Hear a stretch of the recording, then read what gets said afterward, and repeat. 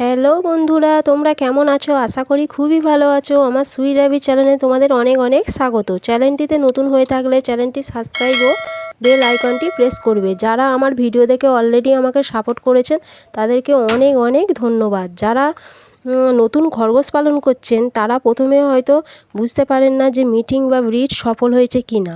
প্রথমে বাইরে থেকে কিছু বোঝা যায় না, কিছু কিছু জিনিস দেখে সেটাকে বুঝতে হয়। তো সেটাই আমি তোমাদের বলবো। প্রথম হলো, মিটিং হওয়ার পরে মেয়ে খরগোশটি একটু ভয় পেয়ে শান্ত হয়ে যায়, খাঁচার একপাশে চুপ করে বসে থাকে। দ্বিতীয় নাম্বার হলো, ছেলে খরগোশটি যখন মিটিং করে একটা আওয়াজ করে পাশে পড়ে যাবে।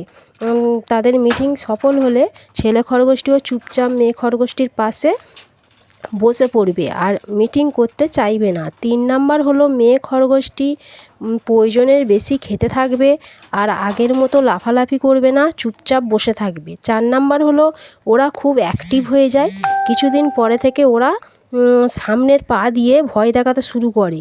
5 নাম্বার হলো, ব্রিডিং সফল হলে ওরা আর ছেলে খরগোশটি কাছে আসতে দেবে না, একটা ঘুনঘুন করে আওয়াজ করবে। 6 নাম্বার হলো, ওরা বাসা বানাবার চেষ্টা করবে, কোনো কাগজ, ঘাস, লতাপাতা মুখে নিয়ে একটা জায়গায় জড়ো করবে। এগুলো দেখলে তোমরা বুঝবে মিটিং সফল হয়েছে। ধৈর্য ধরে তোমাদের কি করতে হবে, 30 থেকে 32 দিন অপেক্ষা করতে হবে। তো বিদায় বন্ধুরা, তোমরা নিশ্চয়ই বুঝতে পারছো কি কি লক্ষণ দেখে তোমরা বুঝতে পারবে যে মিটিং বা ব্রিড সফল হয়েছে। তো পরের ভিডিওতে আবার দেখা হবে।